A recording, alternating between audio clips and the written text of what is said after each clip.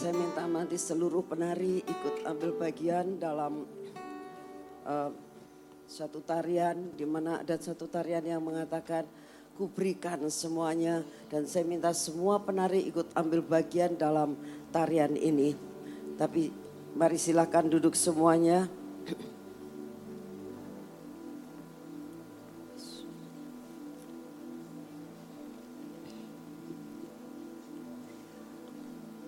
Dan saya minta kita satukan hati untuk kita berdoa pada saat ini.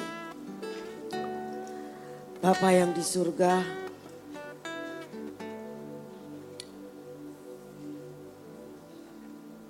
inilah kami Tuhan. Kami mau siap untuk Kau bentuk.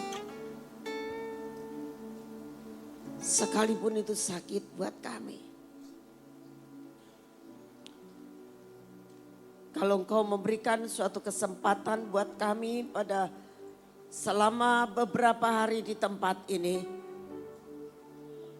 Dan Engkau sudah memberikan suatu tema.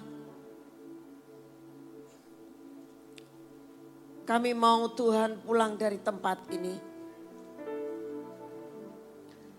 Kami gak mau Tuhan Kau yang pulang dari tempat ini kami biasa-biasa saja.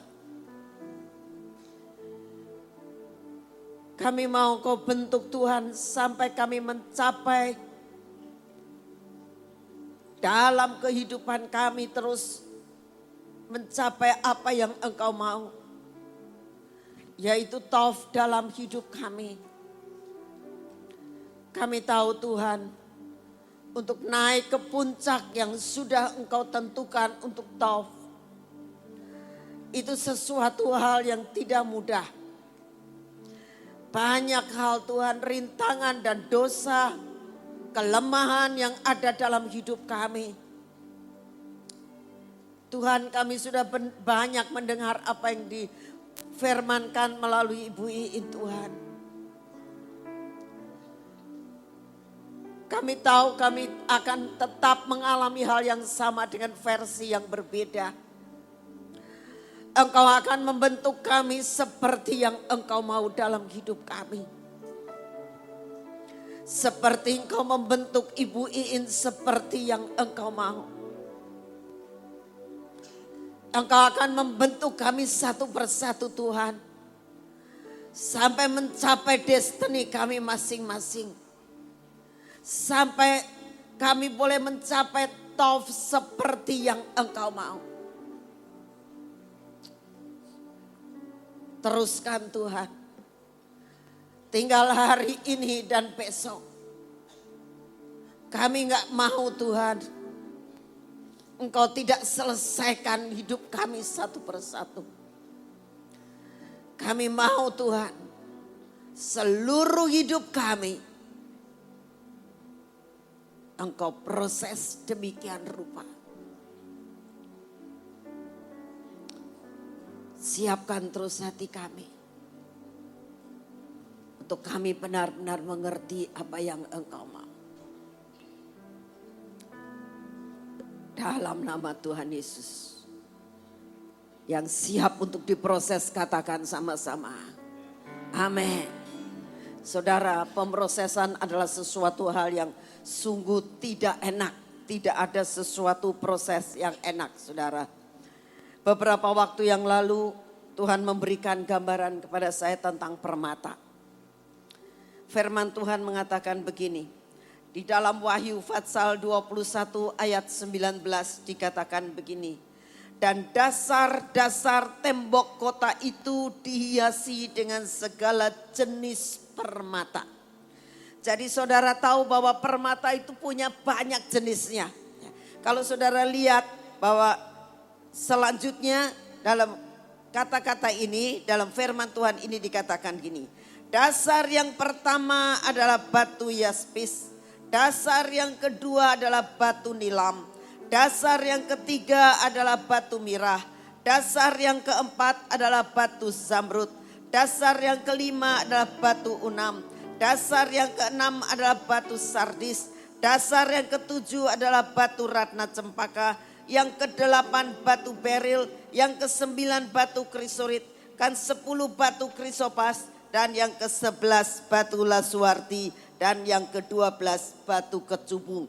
Ada 12 macam daripada permata-permata yang ditempelkan pada tembok Yerusalem baru. Dan saat itu Tuhan bicara begini, nak, Tof ini, semua saudara ini adalah batu-batu. Karena batu itu menggambarkan jiwa-jiwa. Tapi saudara punya jenis yang berbeda. Ibu Iin punya jenis batu yang berbeda. Saudara punya jenis batu yang berbeda. Saya punya jenis batu yang berbeda. Semua punya jenis batu karena ada 12 batu. Mungkin saudara akan mengatakan, wah aku senang batu yaspis, aku senang batu nilam. Saudara, semua itu ditentukan oleh Tuhan sesuai dengan destinimu. Tapi semua berasal dari batu. Saudara, untuk menjadi suatu permata dan untuk menjadi jenis-jenis ini adalah sesuatu hal yang tidak mudah. Saudara tahu bahwa permata itu dibuat dari bongkahan suatu batu yang dinamakan batu permata, yang tidak beraturan. Yang kalau saudara lihat itu jelek. Saudara, banyak hal dalam hidup kita yang gak bisa dilihat oleh orang. Karena saudara lihat ini kok jelek ya. Ya itulah keadaan. Jelek saudara. Tidak ada yang bagus. Tapi satu hal Tuhan katakan. Nah, maukah kau menjadi permata-permata yang ditempelkan di tembok daripada Yerusalem baru di dalam kerajaan surga. Kalau saudara dan saya mengatakan semua yang ada di tempat ini akan katakan, Tuhan aku mau. Aku mau untuk boleh ditempelkan di dalam yang dinamakan tembok Yerusalem itu. Banyak sekali saudara. Bukan hanya di tempat itu. Di tempat rumah saudara masing-masing. Saudara pun akan ditempelin dengan permata-permata itu. Tapi permata untuk dijadikan sebagai permata yang berlayak dan bisa ditempelkan. Itu pakai proses saudara. Apalagi kalau saudara melihat di dalam kitab Keluaran. Di situ dijelaskan tentang bagaimana pemakaian seorang imam. Dikatakan harus ditempel batu-batu yang diseleb, batu yang diasah, dan batu yang diukir. Biarlah hari-hari ini saudara katakan, Tuhan, apapun yang Engkau inginkan dalam hidupku, persilakan Tuhan untuk mengukir saudara. Saudara, kalau saudara pernah ke Belanda, di sini juga ada beberapa dari saudara yang dari Belanda. Itu saudara diajak pergi ke tempat toko berlian, saudara. Dan di toko berlian itu diperlihatkan bahwa suatu berlian yang lebih bagus, yang lebih mahal, itu ada sekian selepan. Ada puluhan selepan. Kalau batu itu hanya dipukul dan dipotong yang sudah tidak beraturan, dibikin sesuatu yang beraturan, sekedar seperti itu, dia nggak bisa menyala. Dia nggak bisa bersinar. Dia nggak bisa cemerlang. Sedangkan yang Tuhan rindukan, saudara dan saya harus cemerlang di hadapan Tuhan. Boleh dilihat oleh manusia yang lain bahwa saudara ada orang yang sudah berubah. Itulah yang namanya top, baik. Dan itu dibutuhkan proses yang luar biasa. Satu, kalau saudara melihat ya, ada suatu gurinda. Gurinda itu yang benar-benar diputar dengan mesin yang cukup keras. Dan di mana ini batu, diambil suatu jepitan dan mulai seorang yang membuat permata itu. Dia terus nyelep, dia terus selep. Di diseleb lagi, dilihat dan diseleb lagi. Dan kalau saudara tahu selepan itu amat sangat sakit. Saudara akan mengatakan, ya saya sih sudah sering kali diproses Bu, tapi kok saya ini kok sampai kapan sih aku diproses ini? Suatu saat saudara saya tanya sama Tuhan, Tuhan yang namanya proses itu sampai kapan sih? Tuhan katakan seumur hidup nak. Gak bisa kita diproses hanya cuma sedikit. Proses itu seumur hidup. Ada seorang yang tanya kepada saya begini, Bu, kalau saya diproses dan saya gak lulus ceritanya, saya dibuang gak? Tuhan gak pernah membuang saudara. Asalkan saudara mengatakan, aku mau Tuhan, terus proseslah. Saudara, pemrosesan itu benar-benar terus menerus. Yang namanya hineni. Suatu saat pada saat saya masih sekolah, benar-benar saya diproses hanya karena kesombongan saudara. Pada saat saya masuk mahasiswa tingkat pertama, masuk sarjana hukum, itu saya tuh merasakan kepandaiannya Tuhan memberikan kepada saya kepandaian yang luar biasa banget, luar biasanya. Yang saya sendiri sampai merasakan, saya kok bisa jadi pintar ya. Dalam relatif singkat hanya 3,5 tahun saya bisa menyelesaikan sarjana hukum dengan sesuatu hal yang hasil yang luar biasa.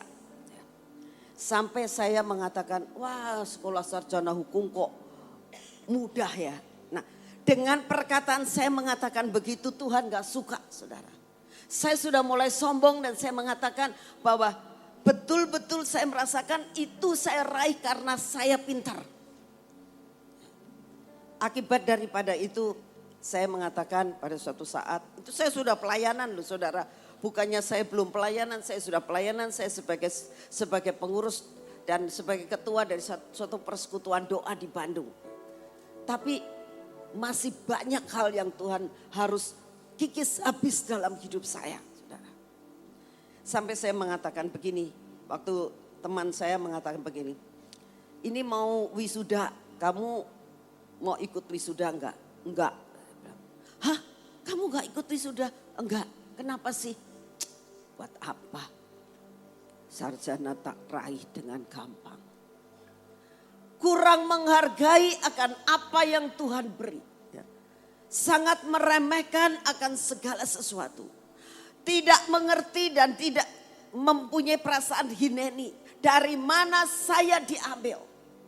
Sedangkan pada saat dulunya saya itu gak pernah tidak naik kelas pada kelas 3 SD. Saya gak pernah memikirkan dan gak pernah ingat dari mana saya diambil. Begitu saya merasakan bahwa saya mulai begitu masuk mahasiswa. Saya itu dapat kepandaian yang dari Tuhan yang luar biasa dan sangat luar biasa. Seringkali saya hanya sekolah hanya 8 bulan 9 bulan. Lebih dari itu saya pulang ke Jepara. Dan saya tinggal di sana sampai 3-4 bulan. Baru saya selesai, baru nanti kalau mulai kuliah saya baru masuk. Karena saya dengan pemikiran, pasti saya lulus semuanya. Dan kenyataan memang begitu. Itulah yang membuat kesombongan tanpa disadari, saudara. Itu membuat saya merasakan tidak menghargai bahwa berasal dari Tuhan. Suatu saat Tuhan ngomong begini, nak, kamu sudah selesai sarjana, aku punya rencana atas hidupmu. Kau harus teruskan ke notaris. Saya bilang Tuhan saya gak mau sekolah notaris lagi. Cukup. Tuhan bilang enggak. Kamu harus sekolah notaris. Karena aku punya rencana atas hidupmu. Engkau menjadi suatu permata yang harus diseleb dan diseleb dan diseleb dan diseleb. Engkau hanya merupakan suatu bongkahan. Yang belum jadi. Yang gak bisa dilihat oleh orang. Dan aku akan menjadikan kau sebagai permata yang bisa dilihat oleh orang. Engkau banyak terlalu percaya bahwa engkau itu bisa. Aku akan mengajar kepadamu apa artinya tidak bisa apa-apa. Saya belum tahu, saudara, apa yang Tuhan mau kerjakan atas hidup saya. Tapi saya mau taat dengan menggerutu. Saya mau ngomong secara terus terang di hadapan saudara dan di hadapan Tuhan yang saat ini melihat saya. Saya katakan, Tuhan, ya kalau engkau memang menghendaki itu, ya sudahlah, saya mau nurut. Saya mau sekolah notaris, saudara. Tapi di dalam saya sekolah notaris, saudara, saya katakan, ya sudah Tuhan, saya mau daftar. Sekolah notaris itu di Pajajaran, saya sekolah di Parahyangan. Dan saya katakan, Tuhan, karena engkau yang menyuruhkan, aku percaya dan aku minta jaminan aku diterima. Dan betul saudara, saya diterima. Mulailah saya kuliah. Dan Tuhan ambil semua kepandaian saya. Pada saat kuliah pertama kali, saya melongo. Saat dosen itu menerangkan apapun juga, saya nggak ngerti. Saya nggak bisa tangkap. Sampai saya bilang gini, loh, pelajaran yang saya pelajarkan dengan sudah menyandang sarjana hukum, semua hukum aku apal. Tapi pada saat ini mana kok nggak bisa diterapkan? Sama sekali nggak ngerti. Pulang dari kuliah saya nangis. Saya bilang, Tuhan, saya kok jadi bodoh seperti ini ya? Gak ngerti. Saya tanya teman saya yang sudah kuliah lama. Saya bilang begini, sebenarnya pelajaran notaris itu apa sih? Kok saya gak bisa tangkap? Apa artinya akte? Apa artinya komparisi yang namanya itu semua gak ngerti sayanya. Gak ngerti sama sekali. Gak bisa tangkap, saudara. Semua kepandaian saya diambil sama Tuhan. Hanya karena apa? Karena kesombongan. Karena merasa diri mampu. Merasa diri bisa. Sejak saat itu saya mulai belajar. Saya mulai tanya. Saya mulai pinjam buku-buku dari teman. Saya belajar gak ngerti. Belajar pun gak ngerti. Beli buku pun dibaca gak ngerti, saudara. Sampai saya bilang, Tuhan, engkau menyuruhkan aku sekolah notaris tapi aku jadi bodoh begini. Gak ngerti apa-apa. Gak bisa, saudara. Gak bisa nangkep. Akhirnya saya tersungkur di kaki Tuhan dan saya katakan, Tuhan, betapa bodohnya saya. Kalau engkau tidak mengembalikan kepandaianku, aku gak mungkin bisa menyelesaikan destiniku. Aku tahu engkau menyuruhkan aku sekolah ini. Tapi kenyataannya aku gak bisa nangkap semuanya. Berarti aku gak bisa mencapai apa yang engkau inginkan. Tiba-tiba Tuhan bicara dengan saya, nak, kamu ngerti kan? Kamu ngerti kan? Ya Tuhan, aku ngerti. Bahwa kamu gak bisa hidup tanpa aku, kamu ngerti kan? Ya Tuhan, aku ngerti. Bahwa kepandaianmu dalam sekejap diambil, engkau ngerti kan? Ngerti Tuhan. Saya bertobat dan saya katakan, Tuhan, kalau saya bisa karena engkau. Setelah saya bertobat sungguh-sungguh, itu berarti selepan sudah jadi belum, saudara. Selepan belum jadi. Itu baru diselep pertama kali. Sampai gak bisa apa-apa. Sampai pada suatu saat ada seorang bapak-bapak yang punya kantor notaris. Dia bilang begini, kamu ikut saya aja gitu. Tapi aku gak mau bayarin kamu. Ya Om, gak apa-apa. Kamu belajar ya di kantornya Om. Ya Om. Akhirnya saya masuk di kantor notaris itu, saudara. Gak ngerti apa-apa. Ngetik saja saya itu gak bisa, saudara. Gak bisa ngetik. Saya bilang aduh. Dan saya tuh disuruh ngetik. Pertama kali dikasih kertas, suruh ngetik. Ya orang gak bisa ngetik sayanya. Ngetiknya tuh 1A, B. Ya lama sekali. Spasi aja, yang namanya spasi saya tuh gak ngerti saudara. Begitu gobloknya.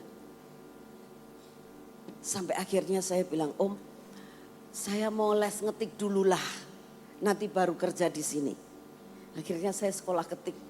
Les ketik saudara. Saya les ngetik kira-kira 3 bulan saya les. Ya, sekarang pun belum pinter, gak bisa. Tapi rada lumayan, tapi namanya pinter tidak. Yang penting saya bisa. Akhirnya saya masuk lagi ke kantor itu. Selepan yang kedua, saya ini tidak dianggap saudara sama karyawan yang lain. Sedangkan karyawan yang lain itu lulusan SMA. Lulusan SMA dan dia itu adalah orang yang pinter ngetik. Dia sangat-sangat meremehkan saya, bahkan menghina saya, saudara. Karena apa? Karena ini sarjana, gak ngerti apa-apa. Aku lulusan SMA, aku lulusan bisa ngetik. Aku ngerti yang namanya akte. Ini sarjana gak ngerti apa-apa. Itu sakit saudara. Saya bilang, Tuhan, saya harus merendahkan diri buat belajar kepada orang yang lulusan SMA, yang sudah lama kerja di tempat itu. Saya datang buat belajar. Saya bilang, tolong sih ngerti apa sih maksudnya ini. Dia sambil mencibirkan mulutnya saudara. Masa ibu gak tahu, mbak gak tahu. Sarjana kok gak tahu, gak diajarin tahu waktu sekolah. Saudara bayangin, saya bilang ya sayanya belum bisa, saya gak ngerti. Saya betul-betul yang dinamanya kan diseleb saudara. Akhirnya saya ngomong sama Om, ya Om, saya boleh pergi ke gudang Om, saya bilang. Boleh, ada satu ruangan gudang isinya semua akte saudara. Kamu boleh ambil, kamu boleh belajar katanya. Saya ambil, saya belajar. Oh ini yang namanya ini. Mulai saya bilang Tuhan bukakan si Tuhan. Kalau engkau tidak bukakan saya gak tahu. Sejak saya mulai diseleb saudara. Mulai Tuhan kembalikan lagi kepadaan saya. Mulai saya bisa tangkap. Tapi belum selesai. Tuhan bilang belum selesai nak, penyelepanmu belum selesai. Yaitu kamu harus diajar oleh Tuhan. Saudara, apa yang Tuhan ajarkan lagi kepada saya? Dengan dosen, saudara. Saat itu kalau mau ujian yang namanya peraturan jabatan notaris ya. 2 kali ujiannya. 1 teori, 1 praktek. Nah, teori saya sudah lulus. Tapi harus praktek tanya jawab dengan dosennya. Dan dosen itu adalah notaris, saudara. Saya diberikan waktu dari jam 10 sampai dengan jam 11. Saya sudah dikasih tahu, kamu telat 1 menit saja, kamu gak diterima. Saya diterima jam 10, saya datang setengah 10, saudara. Karena saking ketakutannya. Saya bilang Tuhan, tolong Tuhan, tolong Tuhan, tolong. Sudah berdoa saudara. Berdoa sudah belajar. Begitu masuk ada 1 pertanyaan. Blank, saya gak bisa jawab. Langsung dosennya ngomong, 3 bulan lagi kamu balik ya. Saya pulang, saya nangis Tuhan. Belum lulus kamunya. Belum lulus. Gak boleh, gak dapat. Apa saya mau memberontak? Kalau saudara berontak, gak nyampe destinimu. Saya bilang ya Tuhan, aku mau belajar lagi 3 bulan saudara. Maju lagi saudara. Gak lulus lagi. Hanya karena apa? Kurang titik koma. Ini dosennya antik banget. Jadi kalau ditanyain tentang fatsal itu tidak ada, saya tidak ngomong titik atau tidak ngomong koma, huruf besar, dia nggak mau. Saudara, saya bilang dalam hati saya, dosen edan. Jujur saya katakan, dosen edan. Tapi saya nggak bisa berbuat apa-apa, saudara. Saya bisa berbuat apa dengan yang seperti itu? Dia orang atasan saya. Dan saya tahu, Tuhan, aku bersyukur kepadamu. Pulang dari situ saya marah-marah ngomong, memang edan. Tapi begitu saya duduk di bawah kaki Tuhan, saya ngomong, ya itu dosen baik ya Tuhan, ngajar saya ya untuk diselebnya Tuhan. Terima kasih Tuhan, terima kasih. Sampai saya harus bisa mengatakan terima kasih buat dosen yang menyeleb saya Tuhan. Terima kasih dan terima kasih. Saudara, jangan dikira setelah saya mengatakan terima kasih Tuhan, punya dosen yang baik, langsung saya datang lagi terus lulus. Tidak, saudara. Saya ditolak lagi karena apa? Karena ditanya, saya tidak mau ketemu kamu karena saya sudah bosan lihat muka kamu. 2 kali tidak lulus, kali ini pun aku mengatakan aku bosan lihat kamu, pulang. Dan kamu balik lagi seminggu lagi. Waduh saudara, saya tuh sampai gak bisa napas. Keluar dari kamarnya saya tidak bisa napas. Saya cuma Tuhan. Di jalan saya nangis ngomong, Tuhan terima kasih buat selepanmu Tuhan. Terima kasih Tuhan, terima kasih. Tapi itu sakit saudara, sakitnya luar biasa. Dan sampai di rumah saya ngomong, Tuhan, kalau tidak Engkau yang membuat aku kuat, aku udah kuat. Dan Tuhan mengatakan, nak, kamu mau gak jadi permata? Mau Tuhan. Kamu mau kan? Mau. Teruskan. Saudara. Berkali-kali saya jatuh karena saya masih merasakan, aduh Tuhan. Selama masih mengatakan, aduh Tuhan, ini belum lulus, saudara. Tapi cara Tuhan membentuk hidup saya. Membuat terakhir saya mengatakan, Tuhan, sudah lulus belum sih saya? Tuhan senyum, ya nak. Sesudah kau bisa melepaskan pengampunanmu. Sesudah engkau bisa menerima dosenmu. Sesudah engkau katakan bahwa dia kau dipakai Tuhan buat nyelep dirimu. Hari ini kamu lulus. Saudara, sekalipun saya sudah mendapatkan janji bahwa saya lulus, trauma itu ada dalam diri saya. Begitu mau masuk di ruangannya, kencing 3 kali. Saya ke kamar mandi lagi. Yang namanya jam kok enggak naik, enggak jalan-jalan. Aduh, betul-betul. Sedangkan sudah dikasih janji hari ini lulus. Tapi trauma, saudara. Ngelihat kumisnya yang galak. Aduh, saya tuh benar-benar. Saudara tahu sampai sekarang ini dia tuh sudah almarhum. Tapi kalau begini saya masih ingat itu mukanya si dosen saya. Sampai masih teringat-ingat.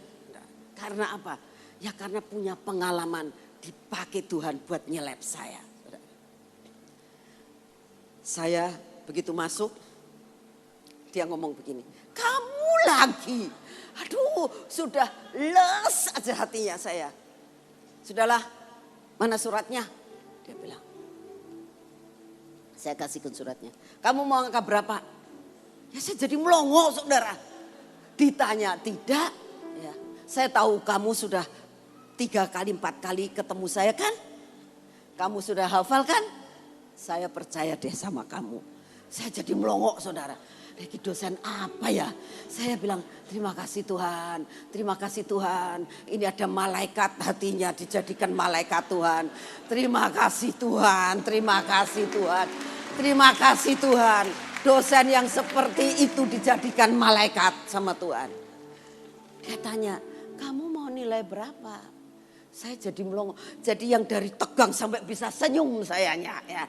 Pak, terserah dah Bapak belas kasihannya sama saya bagaimana. Saya begitu saudara. Habis saking gak bisa ngomong apa-apa lagi. Inilah penyelepan yang sangat luar biasa dalam hidup saya saudara. Setelah itu dia bilang, B cukup enggak? Saya senyum. Kasihan ya kamu ya. Sudah 4 kali ketemu saya ya. Saya kasih A deh. Makasih Pak. Makasih Pak. Saya pulang dengan membawa itu sampai gemeteran saudara. Saya bilang Tuhan caramu ngajar saya kok sampai begini. Dosennya kok pakai bualaknya luar biasa. Membuat nyelap saya sampai saya benar-benar mengerti siapa diri saya sebenarnya. Dari mana saya diambil. Tidak ada satu yang baik dalam hidup saya. Tapi saudara belajar. Ya. Kalau menjadi dewasa. Kalau mau menjadi permata yang Tuhan mau. Tuhan ngomong nak kamu jangan putus asa. Jangan putus asa. Anak kecil saja saudara. Ya. Tadi Ibu In ceritakan.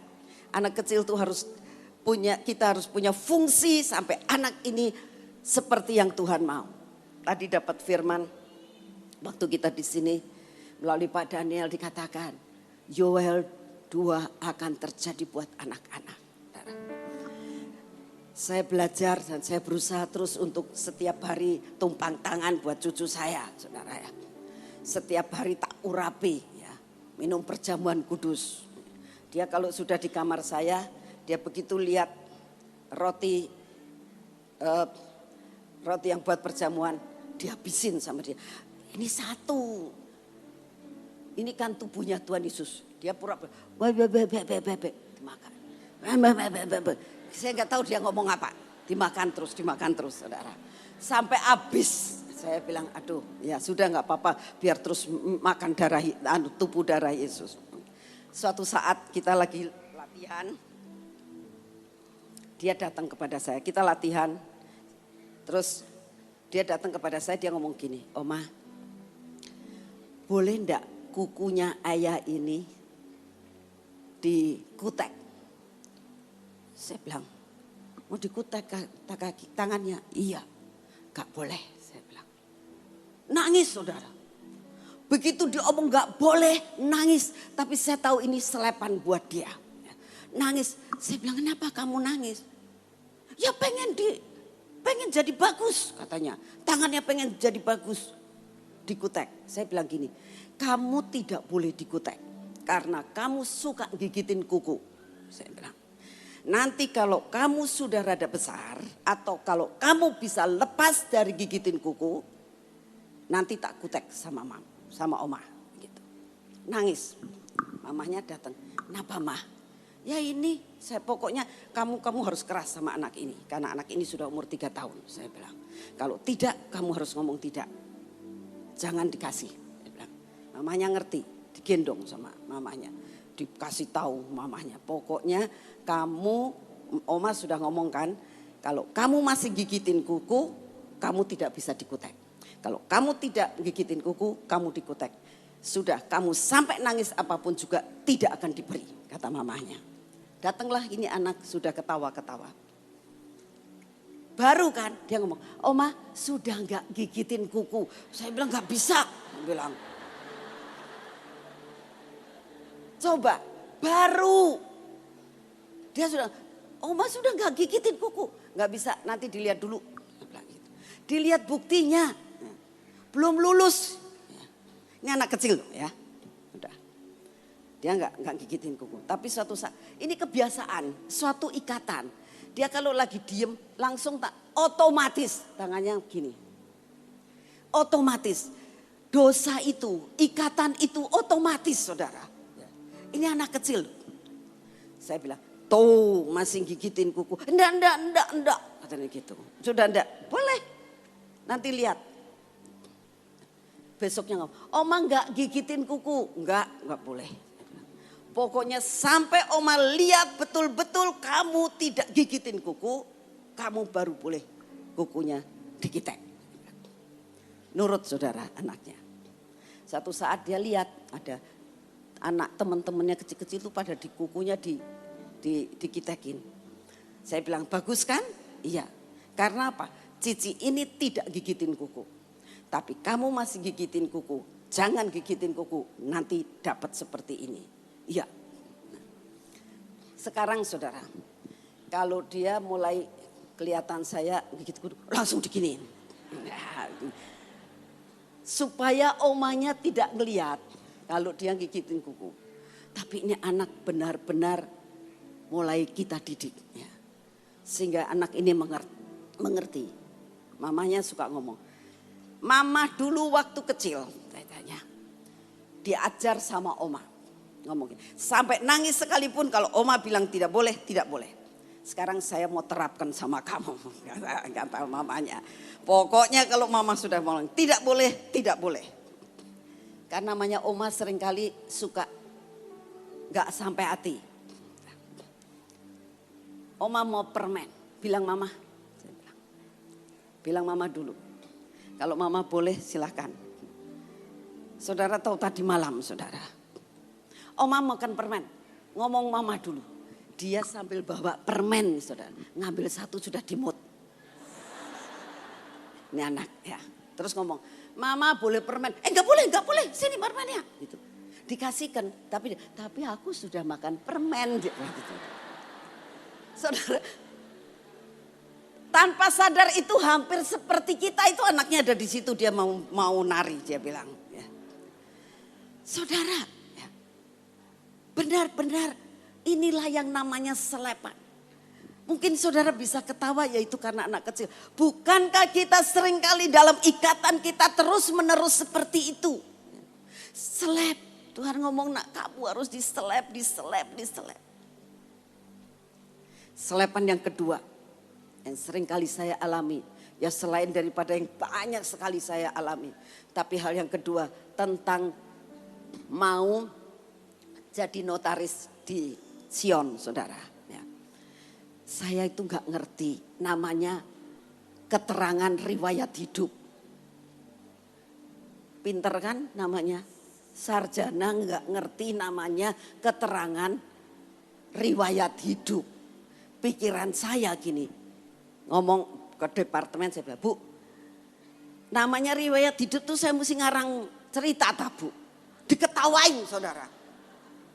Dia ngomong, Ibu sudah lulus sarjana notaris, tidak mengerti yang namanya riwayat hidup. Melongok sayanya. Apa ya riwayat hidup tuh ya? Saudara bisa ngetawain saya, itu saya. Dan dia katakan, tanya sama yang lain, saya dibentak-bentak saudara.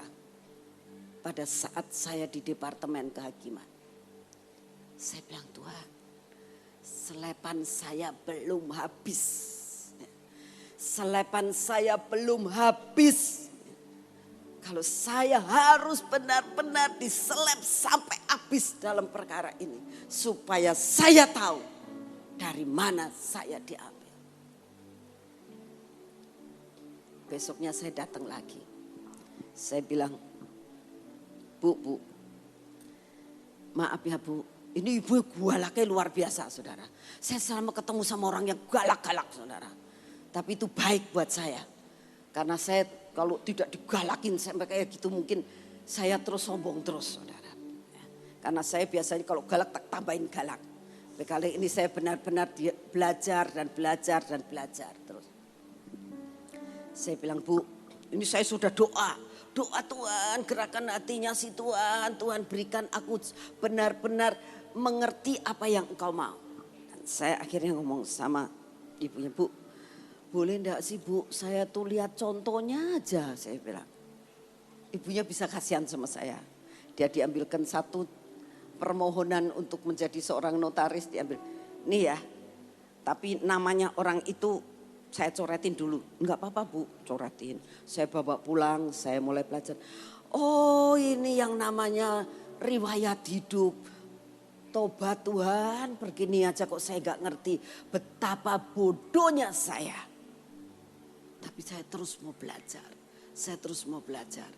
Saya kembalikan, semua surat saya lengkapi. Terus dikatakan, sudah kamu pulang aja. Nanti aku kasih tahu kapan kamu dipanggil. Sampai di luar, saya ketemu dengan teman-teman saya.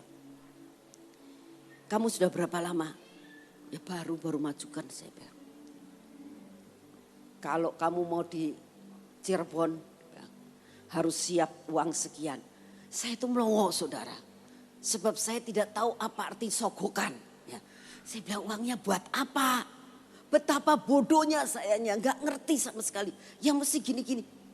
Wah, saya gak punya uang segitu. Saya pulang, saya nangis, Tuhan. Engkau tahu saya tidak punya apa-apa. Saya dengan merendahkan diri saya mengatakan, Tuhan hanya minta mujizat-Mu. Engkau tolong saya, Tuhan. Hanya dengan anugerah Tuhan. Tidak lama kemudian saya dipanggil. Tanpa ada uang sesen pun, saya harus membayar ke sana di sini.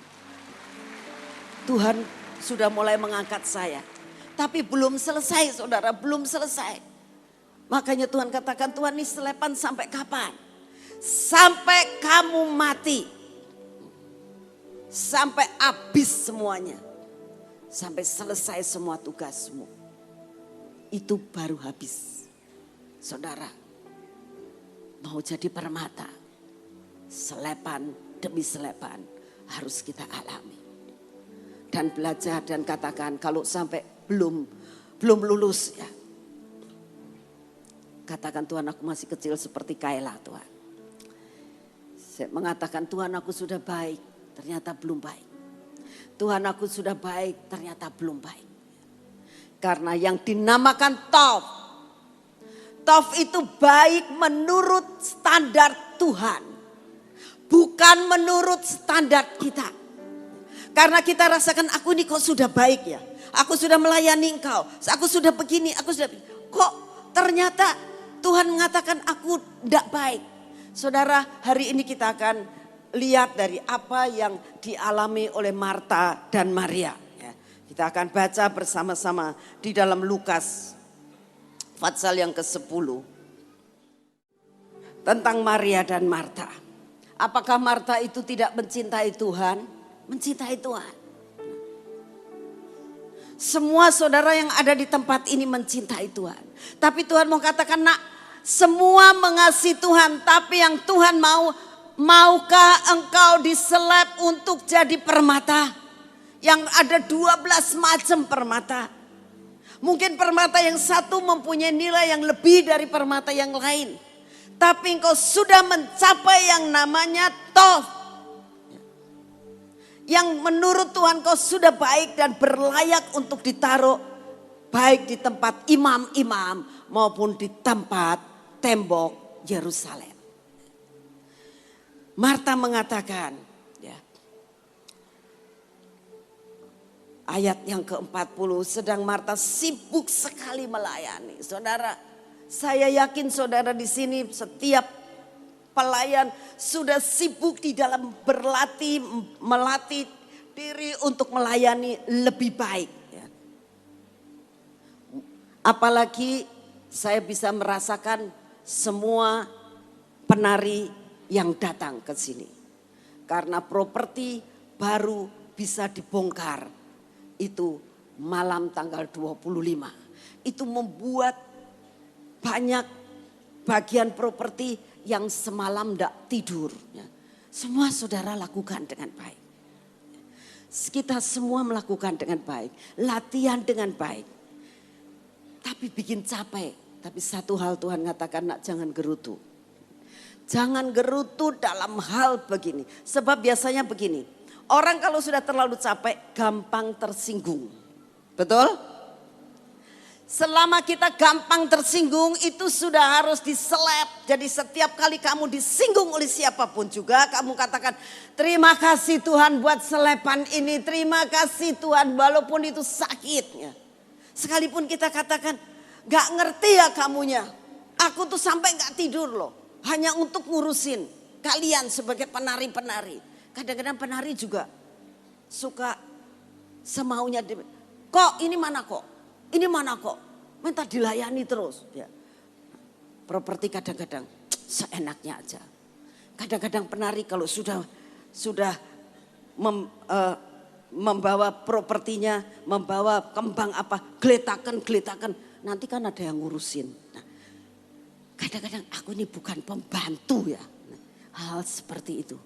Dan saya juga minta para penari juga bisa mengerti, saling kerjasama, unity seperti Ibu In tadi katakan, ayo unity. Saudara mau diseleb? Saudara mau diseleb? Sungguh saudara. Sungguh saudara mau diseleb. Belajar seperti yang dikatakan di dalam ayat yang ke-42. Tetapi hanya satu saja yang perlu. Maria telah memilih bagian yang terbaik yang tidak akan diambil daripadanya. Siap duduk di bawah kaki Tuhan. Mendengar apa yang Tuhan mau. Saudara, saat saya tanya sama Tuhan, Tuhan, sebetulnya Maria ini duduk di bawah kakimu itu, engkau cerita apa sih? Kok sampai Maria ini betah di situ, engkau cerita apa? Kok sampai engkau katakan bahwa dia memilih bagian yang terbaik yang tidak akan diambil daripadanya. Engkau cerita apa sampai begitu? Maria tertarik sampai tidak meninggalkan engkau. Tuhan senyum dan mengatakan gitu. Nah, dia tanya kepadaku. Saya bilang, tanya apa Tuhan? Dia ngomong begini, Tuhan, engkau itu anak Allah. Tapi engkau seringkali mengatakan aku mau mati.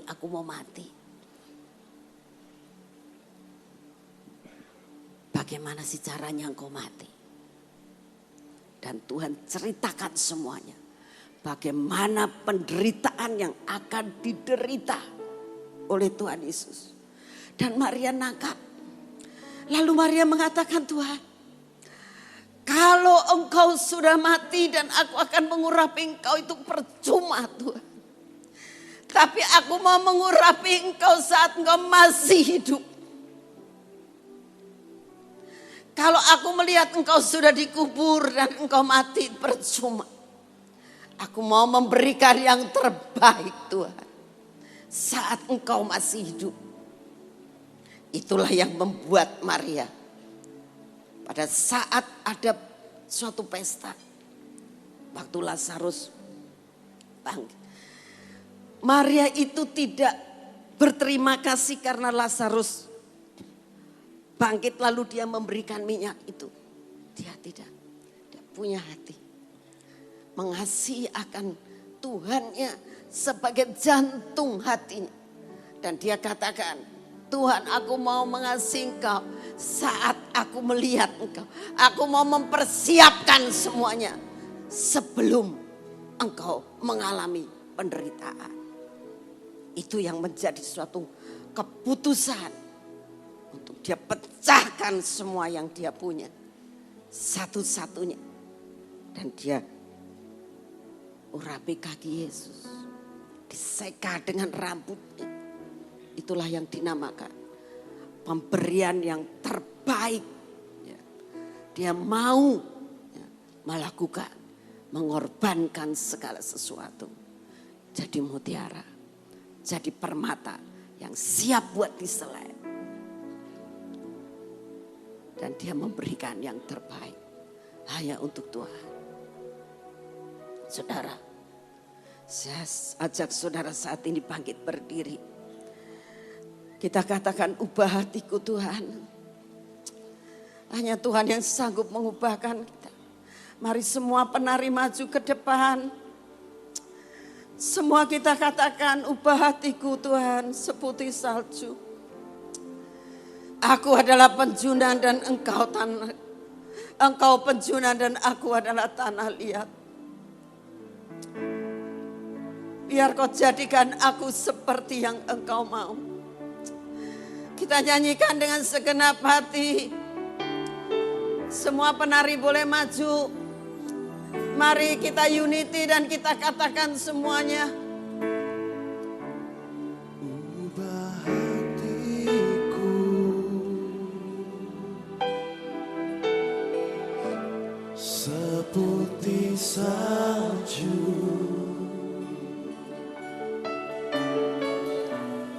ubah hatiku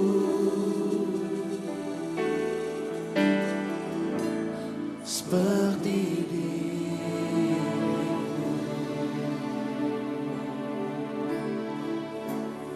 Ubah hatiku seputih salju,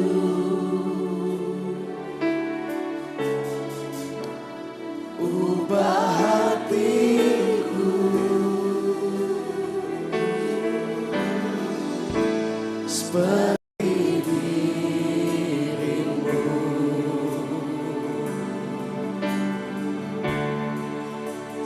Engkau penjuna,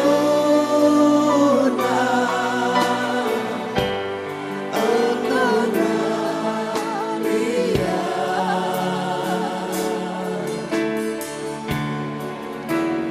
bentuk jadikan ini doaku.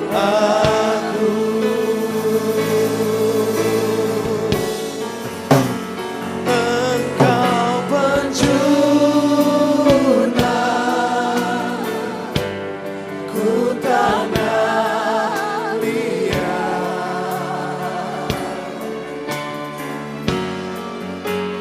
bentuk jadikan ini doaku. Ubah hatiku Ubah Tuhan. hatiku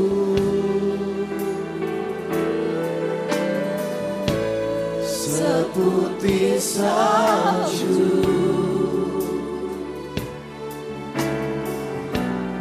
ubah hatiku seperti dirimu. Ubah hatiku, ubah hatiku. Bapa, Kau melihat hati-hati yang saat ini menengadah kepadamu. Seputih salju, Kami menjerit kepadamu Tuhan. Hanya Kau yang sanggup mengubah hati kami. ubah hatiku Hanya Engkau Tuhan. Bentuk kami. Bentuk kami Tuhan. Kami adalah tanah liat Tuhan. Bentuk kami. Engkau penjuna, ku tanah liat, Ya Tuhan. Inilah tanah liat kami bawa kepadamu. bentuk Bentuk Tuhan. Bentuk kami. Bentuk kami Tuhan. ini doa. Inilah doa kami saat ini Tuhan. Bentuk kami Tuhan. Engkau penjuna, ku tanah liat, bentuk jadikan ini doaku. Engkau penjuna, engkau penjuna, ku tanah liat, bentuk jadikan ini doaku.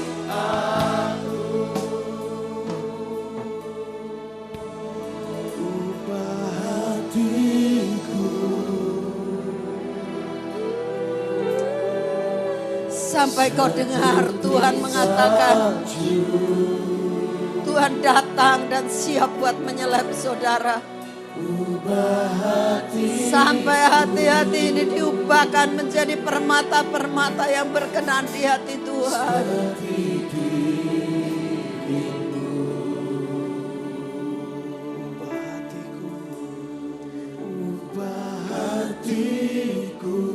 Tuhan, ini kami Tuhan.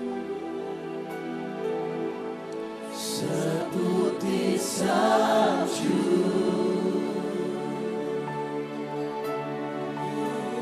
ubah hatiku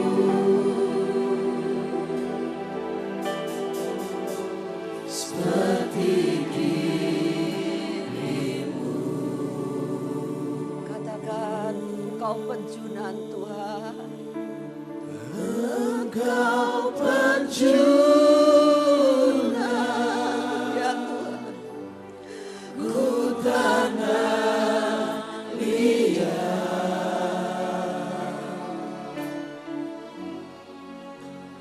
Bentuk jadikan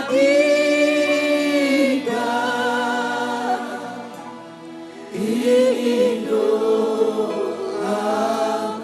Ya Tuhan, ini doa yang kami naikkan di hadapan. Engkau penjunan, ku tanah liat.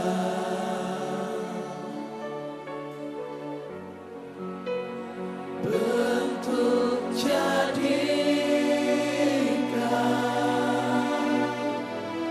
ini doaku.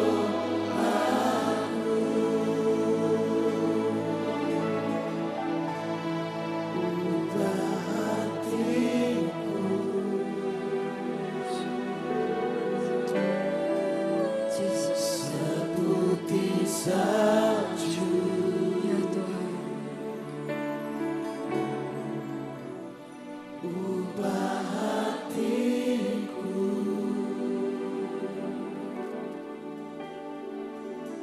seperti dirimu. Ya Tuhan, dengar cerita jiwa kami pada siang hari ini. Dengar cerita jiwa kami Tuhan.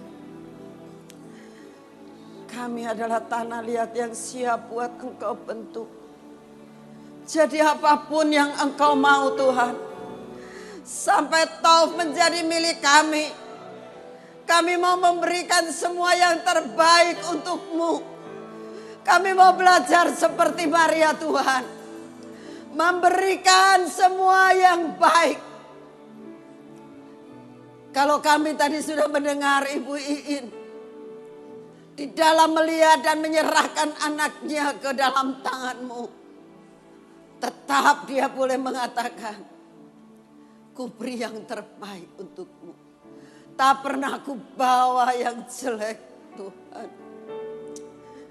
Biarlah kami dapat mengatakan hal ini. Boleh kami katakan Tuhan, ku mau berikan yang terbaik untuk-Mu. Mari kita katakan, kita menyanyikan nyanyian ini. Yang terbaik yang kita berikan buat Tuhan.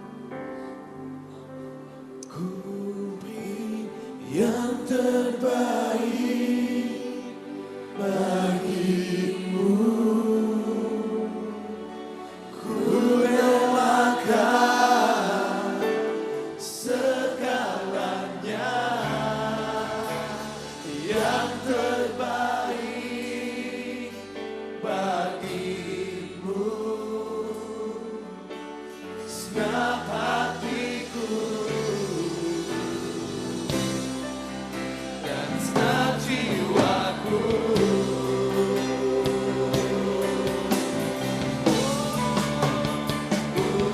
Beri yang terbaik bagimu. Ku relakan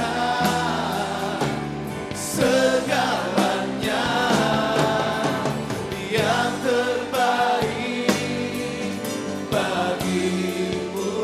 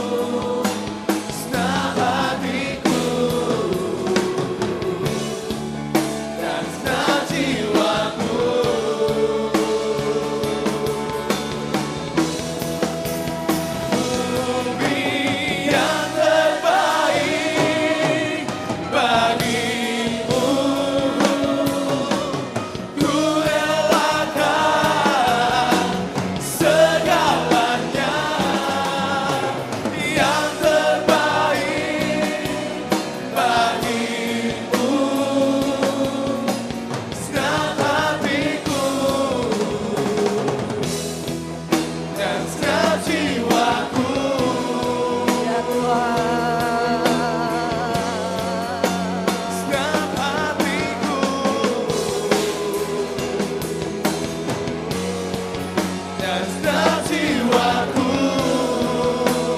Tuhan, Kau dengar segala cerita jiwa kami pada saat ini, Tuhan. Kami mau menjadi permata-permata yang siap berselat, Tuhan. Apa yang tidak baik dalam hidup kami mau berikan semua kepadamu. Seret kami, jadikan kami permata-permata yang berkenan di hatimu. Dalam nama Tuhan Yesus kita katakan sama-sama. Amin. Kita akan diteruskan oleh Pak Hadi.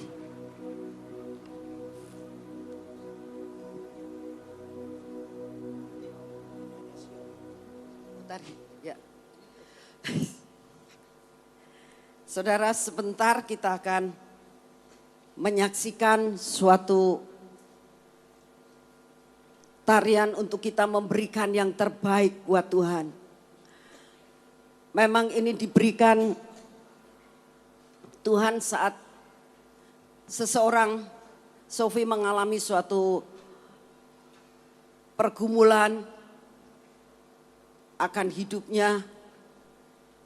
Dan Tuhan tantang, kalau semuanya itu tidak terjadi, apakah engkau masih mengasihi aku? Dan Tuhan katakan, kalau kau masih mengasihi aku, kau akan menjadi permata yang berkenan di hati Tuhan. Tarian ini bukan untuk ditonton. Saya minta semua penari ikut ambil bagian. Pertama kali memang kita memberikan sesuatu yang terbaik. Dan saya minta semua penari berdoa sama Tuhan. Ambil bagian masing-masing. Memberikan yang terbaik. Karena di dalam tarian ini ada kelopak-kelopak daripada bunga mawar. Yang terdiri dari masing-masing berbeda. Satu dengan yang lain terputus. Tapi kita akan memberikan yang terbaik. Dengan cara kita memberikan dan menyatukan akan bunga-bunga kelopak-kelopak yang sendiri-sendiri. Kita mau memberikan yang terbaik buat Tuhan.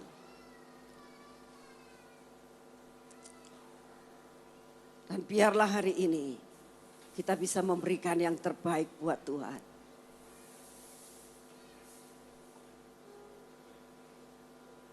Saya minta semua penari ikut ambil bagian. Karena tarian ini bukan hanya untuk Sion. Saya mau semua kita ikut ambil bagian. Menjadi satu unity yang berkenan di hati Tuhan.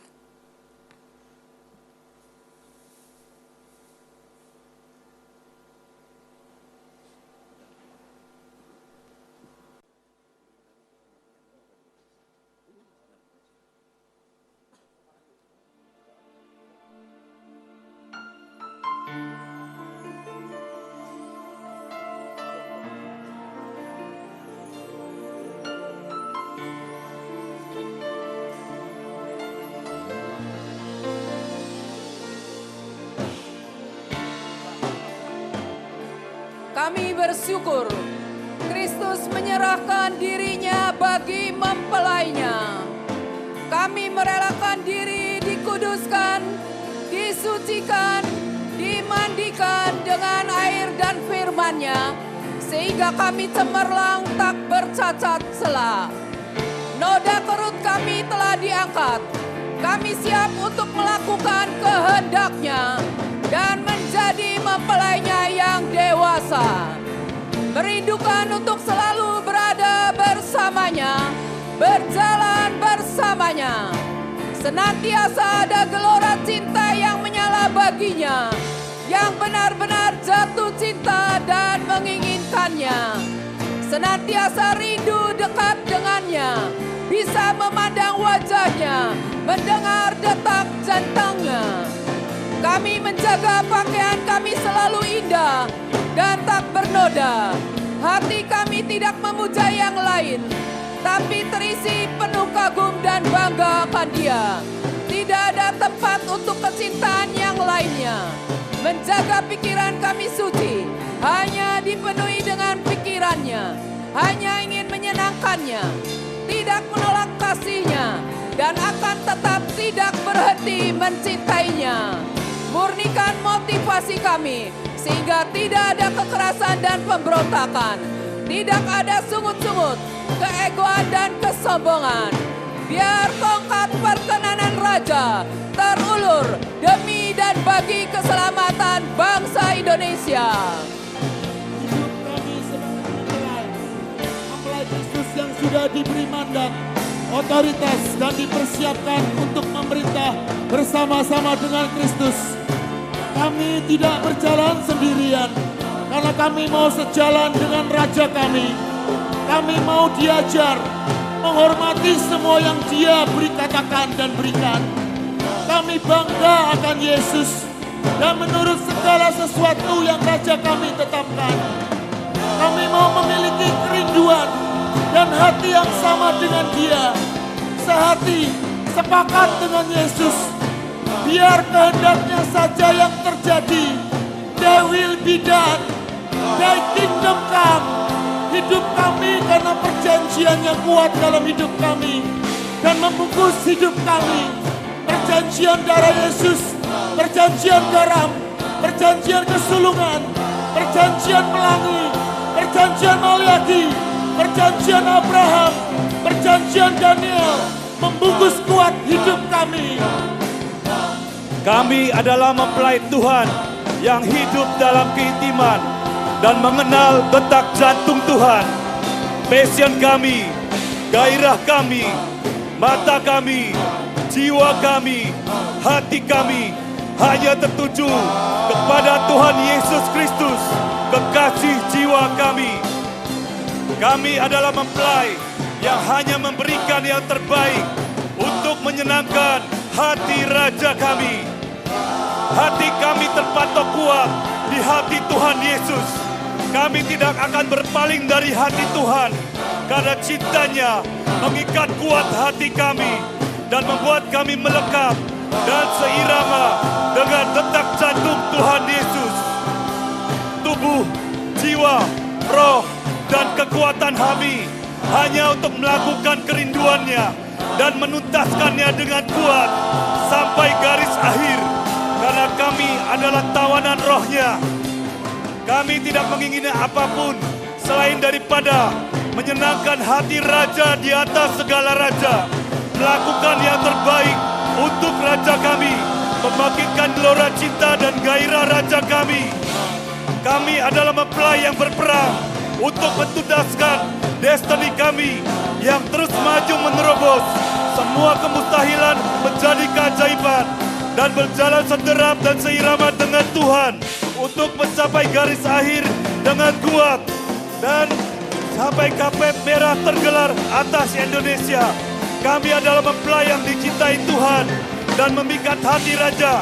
Biarlah tongkat perkenanan Raja selalu terulur bagi kami demi keselamatan bangsa kami. Kami percaya bangsa kami adalah bangsa pilihan Tuhan. Tuhan Yesuslah yang berdaulat atas bangsa kami. Dan hanya rencana Tuhan yang sempurna yang terjadi sampai kerajaan Tuhan dan kebenarannya ditegakkan di bumi Indonesia.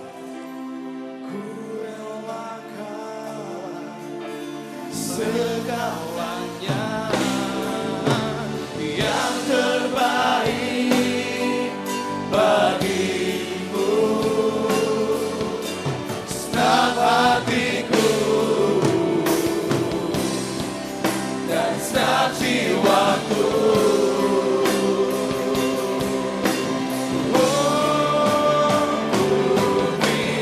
Yang terbaik bagimu, ku relakan segalanya. Yang terbaik bagimu, senang hati.